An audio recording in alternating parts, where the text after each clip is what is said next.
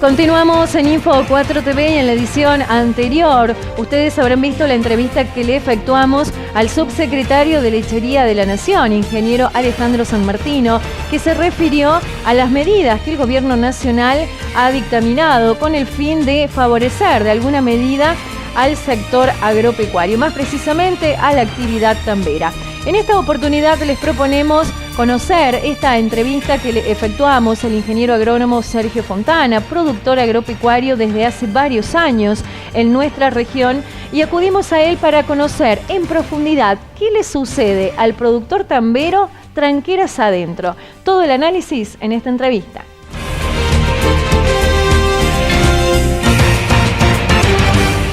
Y nos encontramos con el ingeniero Sergio Fontana, también productor agropecuario. Sergio, muchísimas gracias por su tiempo. ¿Cómo le va? Bien, gracias a ustedes y bueno, esperemos de que podamos explicar un poco lo que está pasando hoy con la lechería y lo que ha venido pasando en estos últimos años, ¿no? Así es. Sergio, ¿cómo podríamos hacer una reseña, una cuestión cronológica sucintamente para entender la situación que actualmente vive el sector? Mira, yo comencé mi tambo en el año 1981, hace ya 35 años, y en aquel momento era un momento de mucha volatilidad, muy parecido al de hoy, pero por distintos motivos. Durante el gobierno de Alfonsín hubo una alta inflación, ¿no es cierto? Fue la famosa hiperinflación de esos años, que hizo que el precio de la leche tuviera grandes altibajos. En aquel momento el gobierno llama a la creación de lo que se llamó la COCOPOLE, que fue la Comisión de Concertación para las Políticas Lecheras, y eso se tradujo en la creación de un fondo por parte de las industrias que se llamó FOPAL, Fondo para la Promoción de las Actividades Lácteas. En ese momento, ¿cuál era el objetivo que tenía la FOPAL? Era tener, mediante la creación de este fondo, digamos, la capacidad de poder generar exportaciones de los excedentes que se producen en el país de leche.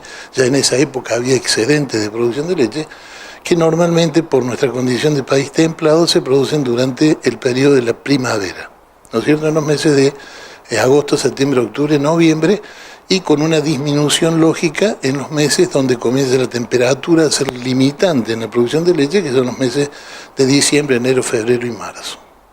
Es así que por este acuerdo, ¿no es cierto?, todas las empresas tenían que exportar sus excedentes y las empresas que estaban vendiendo en el mercado interno tenían que aportar a ese fondo para compensar las diferencias de precios que se daban entre el mercado internacional, que muchas veces era inferior al precio que se obtenía en el mercado interno. Esto que en teoría cierra muy bien y que realmente es una muy buena práctica, que incluso se está discutiendo hoy nuevamente después de 35 años, no funcionó por el solo hecho de que tenemos una economía muy informal en el sector lácteo, donde hay una gran concentración de empresas, 6, 7, 8 empresas grandes que manejan el 80% del mercado, y por el otro lado tenés 1000 pymes, pequeñas y medianas empresas lácteas, llámese queserías, etcétera, que muchas de ellas están en la informalidad, sobre todo en cuencas como Buenos Aires o Villa María, que son las que en gran medida hacen mozzarella y algunos otros tipos de quesos, y que al no estar debidamente registradas no podían aportar, digamos, en aquel momento ese fondo. Esto sigue produciéndose así y el volumen de la producción lechera argentina cae, y cae a niveles de 6.000 millones de litros, ¿no es cierto? Te estoy hablando ya en el año 1994. Argentina es un gran país consumidor de lácteos, estamos a niveles de estándares internacionales. Entonces, ¿qué significa esto? Significa que históricamente tenemos más o menos 200 litros por habitante y año de consumo, entre lo que significa consumo directo, leche en forma fluida directa, pero mucho más a través de quesos, subproductos, hasta en las hamburguesas. Vos sabés que en las hamburguesas van una feta o dos de queso, y realmente allí se va dando el consumo. Es así de que en aquel momento, cuando vos multiplicabas 30 millones de habitantes, que éramos en el año 85, por los 20 millones, te daba los 6.000 millones de litros. Entonces la producción del país se igualaba con la del consumo, pero siempre con un pequeño nivel de excedente en la primavera, que eso siempre se daba.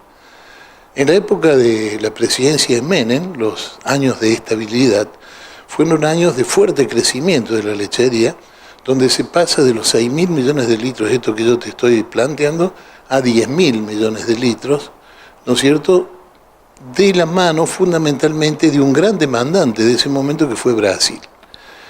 Por los convenios intra-Mercosur, ¿no es cierto?, Brasil empieza a demandar una fuerte cantidad de producción de leche y automáticamente Argentina empieza a aumentar su volumen de producción de leche, y es así que de 6.000 millones de litros se pasa a 10.000 millones de litros. Pero ya indudablemente los habitantes fueron más, ¿no es cierto? Entonces se llega a un nivel de equilibrio donde los 200 litros por habitante, ya por 40 millones de habitantes, hacían de que la producción interna se consumiera 8.000 millones de litros, pero siempre quedaron esos 2.000 millones de litros de saldos exportables que hay que hacerlos afuera todos los años. Durante el gobierno de la presidencia Kirchner, ¿no es cierto?, yo diría que el más nefasto para la producción láctea, pero no porque se me ocurra a mí, sino porque durante 10 años no tuvimos ninguna política de crecimiento, sino que nos hemos mantenido siempre entre los 10 y 11.000 millones de litros durante 12 años, desde el año 2003 a la fecha, pero con una fuerte intervención del Estado dentro de la producción de leche, y digamos una mala intervención del Estado.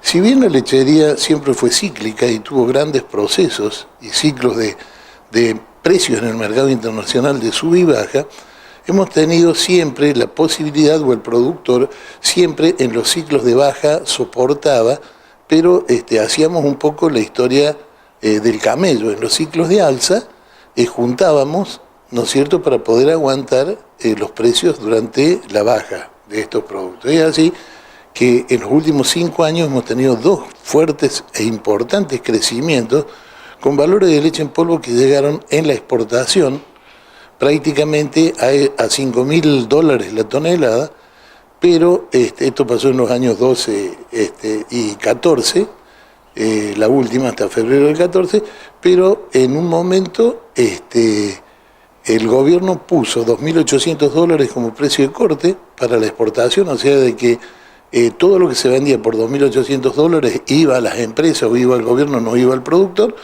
Y en la última intervención, directamente el gobierno prohibió la exportación por debajo de $3.000 la tonelada. Esto hizo de que en el año 2015, fundamentalmente a partir de junio del 2015, se produjera una sobresaturación del mercado, porque al no poderse exportar los excedentes de la primavera anterior, se juntaron los excedentes de 2 primaveras, o sea, de lo que venía del año 14 con la primavera del 15. Esto hace de que, ante un retraso cambiario que también existió y fuertemente, a ninguna empresa le convenía exportar y se convenía mandar la leche al mercado interno, y se sobresatura el mercado interno de productos lácteos.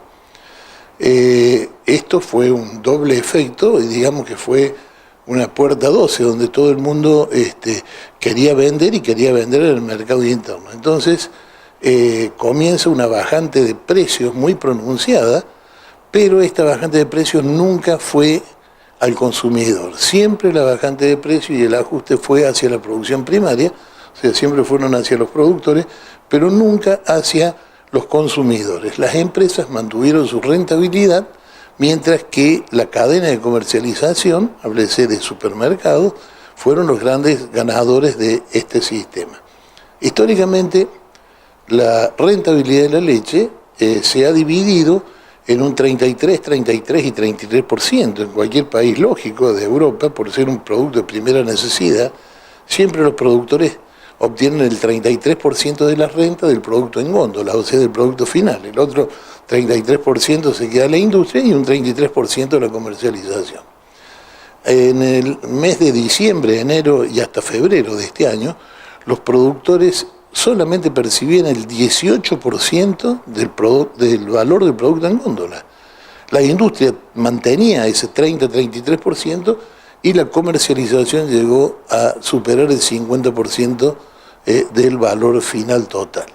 Esto hace de que la cadena se produce una distorsión muy grande y lógicamente los productores comenzaron a, ante la falta de ingresos, a vender vacas para financiarse, que es uno de los grandes problemas que vamos a tener a futuro, y lógicamente muchos productores dejaban la actividad, sumado a que el gobierno anterior, para disimular este efecto, ¿no es cierto?, había puesto retenciones a los cereales, fundamentalmente al maíz, que era un insumo fundamental en la producción de leche, y que ante las nuevas políticas de este nuevo gobierno, al sacar esas retenciones fundamentalmente al maíz, se produjo un doble desbalance. O sea, por un lado, la leche seguía en pisos muy bajos y por otro lado, el costo de alimentación de la vaca sube fuertemente, lo que hacía y lo que agravó este efecto de precios bajos, porque ahora eran no solamente precios muy bajos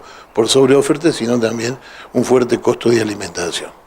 Bien, Sergio, de lo que decías recién, tomo dos elementos. Por un lado, esta característica cíclica que tiene el sector, que tiene la producción, y por otro lado, esta semana hubo declaraciones justamente de este poder hegemónico que tienen las usinas lácteas o las empresas sobre el productor. ¿Cómo se hace para achicar esta brecha, esta diferencia que usted recién marcaba? Mediante dos formas.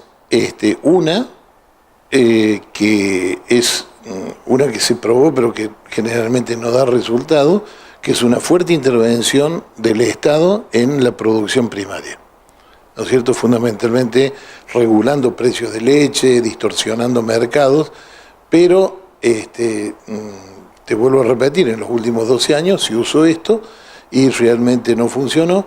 Y la otra, ¿no es cierto?, que es la que está probando este gobierno, esperemos que algún día con éxito, que es la desregulación de los mercados, permitiendo la libre exportación del producto para que entonces, en ese libre juego de oferta y demanda, ¿no es cierto?, el precio pueda crecer de la mano de la exportación, ya que a un industrial, en lugar de vender en el mercado interno, le conviene vender en el mercado de exportación, hace de que la oferta del supermercado baje y ese supermercado que a su vez está contenido por el poder adquisitivo del salario, ¿no es cierto?, no reduzca sus márgenes de comercialización, permitiendo así una mejor distribución de la renta. Bien, ya vamos a hablar de lo que va a generar a futuro el hecho de, el cierre de varios tambos. La CRA hablaba de 5 o 6 mil tambos este año, porque a este factor precio se le suma todos los factores climáticos, los eventos climáticos de este último tiempo. Pero antes de llegar a eso, Sergio, entremos al campo, el día a día. ¿Cómo hace el productor con los costos diarios de mantenimiento en una producción que es totalmente diferente al resto? Y esto para que lo ubiquemos en cada uno en sus hogares, el hecho de reflejarlo, ¿no? ¿Cómo se organiza en cuanto a los costos y en cuanto a lo que percibe por litro? Para que tengas una idea, los números de nuestra cooperativa, la Nueva del Oeste, nos daban de que el costo directo de producción en función de alimentación estaba en 2,85 pesos. Te estoy hablando del mes de febrero, marzo, donde ya en ese momento el productor perdía más de 1 peso por litro. Cuando a esos costos directos de alimentos le sumamos los gastos de estructura y le sumamos algunos otros costos también, y algunas variables impositivas y demás, el valor final era 4,21 para campo propio y 4,80 pesos para campo arrendado. ¿Por qué es importante este número? Porque el 50% de la superficie de los tambos se producen en la zona núcleo con 50% de campo propio y 50% de campo arrendado. Normalmente el campo arrendado, que el productor lo tiene para hacer lo que se llama la recría de hacienda, etcétera, etcétera, impacta en los costos porque al estar la mayoría de los tambos situados en zona núcleo, en esa zona los arrendamientos son por quintales de soja y no son por litro de leche. Entonces, ante una variabilidad del precio de la soja en función del mejor tipo de cambio que se obtiene a partir de diciembre, impacta fuertemente nuevamente en el costo del productor lechero. Esto hace de que se produzca este desbalance que te conté recién con el tema del maíz, también se produce con el tema de los alquileres, y hace de que nuevamente muchos productores comiencen a salir de la actividad.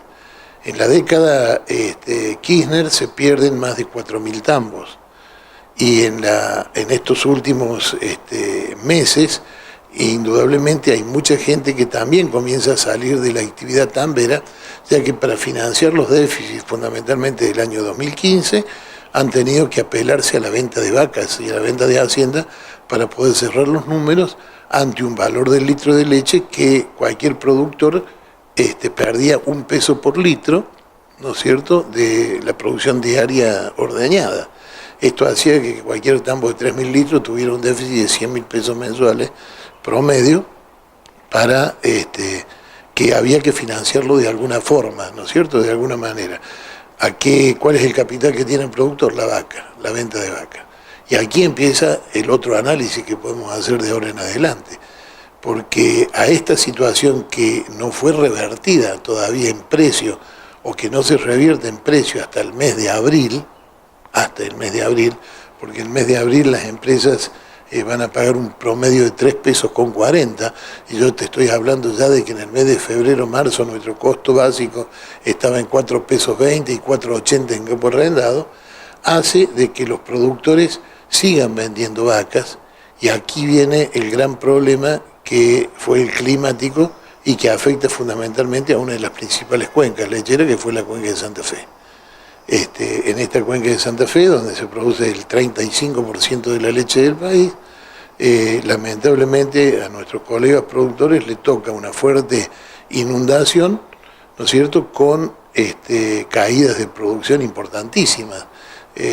Hay una persona que es muy conocida por los productores agropecuarios, que es Cabañas y Tambo La Lilia, por ejemplo, de Barberis, en Aldao, donde Horacio me decía que tuvo que mandar 200 vacas de la cabaña a frigorífico, o sea, una locura.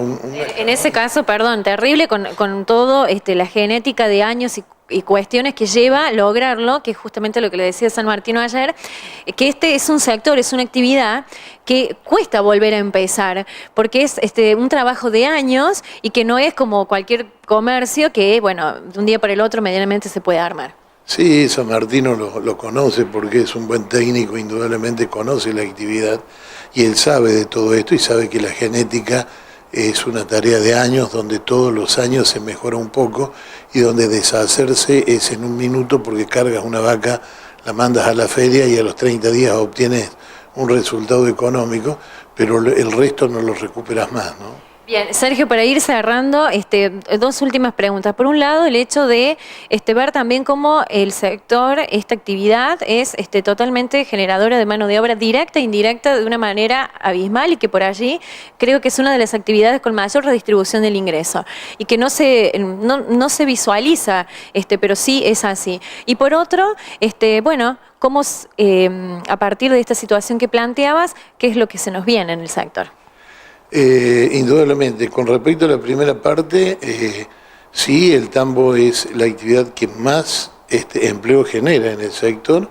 Hay estudios hechos específicos donde vos necesitas por cada 50 hectáreas destinadas a la producción tambo una persona, donde para hacer ganadería necesitas una persona cada 250, 300 hectáreas, y para hacer agricultura una cada 600. O sea, realmente es la tarea que dentro del sector agropecuario que más genera, pero no solamente genera trabajo, sino que genera lo que planteaste muy bien, una redistribución, porque es un derrame del dinero regional y zonal que a su vez se derrama en los propios pueblos donde se genera. La agricultura son campos arrendados en distintos lugares del país, viene una persona de afuera, genera durante 15 días ventas en supermercado, un poco de combustible y el dinero se fue a otro lado. Con respecto a dónde vamos, bueno, esta gran crisis de precios, digamos así, fue tratada de subsanar por el Estado con el paliativo y la ayuda de algunos subsidios, ¿no es cierto?, que en un primer momento fueron en el gobierno anterior de 30 centavos y que hoy son entre 40 y 50 centavos, depende si las provincias apoyan con 10 centavos más o menos, y hay una anuncia de un diferencial del IVA que impactarían en esos 15 centavos más, que hasta el día de hoy todavía no hemos visto, porque no fueron transferidos los de febrero y marzo, y algunos productores no cobraron todavía octubre, noviembre y diciembre del año pasado, que hace mucha falta, pero viene una situación que ha modificado fuertemente el panorama lechero en el país y que va a persistir por lo menos por los próximos 2 años, que han sido las inundaciones en las cuencas. Estas inundaciones de las cuencas, por una desgracia climática, ha hecho caer fuertemente la producción. En el mes de mayo el precio se va a recuperar fuertemente. Recuperar, hablo de que se va a estar pagando 4 pesos 30 el litro de leche en valores promedio, lo que se está ordeñando hoy, que vuelvo a repetirte, con los costos de febrero cubren únicamente los costos de producción. Hoy, para que tengas una idea, participar del 33% en góndola, tendríamos que estar hablando de que un productor tendría que estar cobrando entre 5 y 6 pesos el litro de leche para volver a los valores históricos, pero lo agravante de todo esto no es solamente esta gran baja de producción, sino que lo que planteaste antes, una vaca no se hace de un día para otro. Acá hay el stock ganadero que de 2.200.000 vacas ha bajado a 1.800.000 vacas, la mortandad de terneros, la falta de preñeces para el año que viene, o sea, está totalmente complicada toda la situación ganadera a 1 año y a 2 años vista. Por lo tanto, este excedente, digamos, de producción que siempre se veía en primavera en los últimos años no se va a ver, y lógicamente es una situación que le va a dar fortaleza, por desgracia productiva de otras cuencas, le va a dar fortaleza al sector lechero a 1 año vista. Bien, bueno, creo que ha quedado realmente planteado lo que es la situación, y cierro con un comentario justamente de un productor tambero de la zona cercana a Morteros. Lo reflejaban nuestros colegas de Canal 50 el día que cerraba un tambo, y justamente el señor productor tambero decía, bueno, en algún momento volveremos a empezar como buenos gringos porfiados que somos, y por esta cuestión cíclica de la lechería. Ingeniero, muchas gracias. No, gracias a ustedes.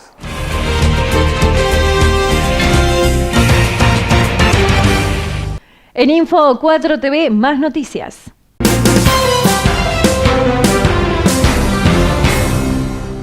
Más información. Marul, campeonas sobre ruedas. Patinadoras del Club Carlos Guido y Hispano se consagraron campeonas nacionales y subcampeonas nacionales de patín. Ellas son Eugenia Schop y Rocío Beccaría en primer lugar, y Victoria Schop y Sol Giraudo en segundo lugar.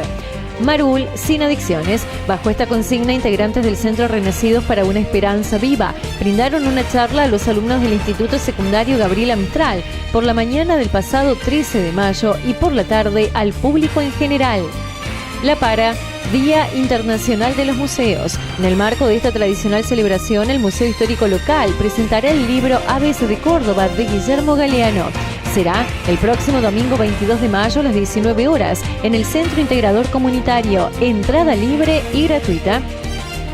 La Para, capacitaciones para todos. A través del CEDAR se realizarán los cursos de gestión de microemprendimientos, soldadura por arco, confección de indumentaria, calidad de atención al cliente, computación avanzada y asistencia en jardinería. Para inscripciones, consultar en Contador Pablo Bocio 209, de lunes a viernes de 8:30 a 2:30 horas, o al teléfono 491-694. La Para, Gloria Ladislao visitó la localidad. La profesora María Gloria Ladislao, teóloga, conductora del programa Destellos Cotidianos de Radio María Argentina, estuvo en La Para, Villa Fontana y La Puerta, brindando un ciclo de charlas y talleres bíblicos. Las mismas se dictaron los días jueves 12, viernes 13 y sábado 14 de mayo.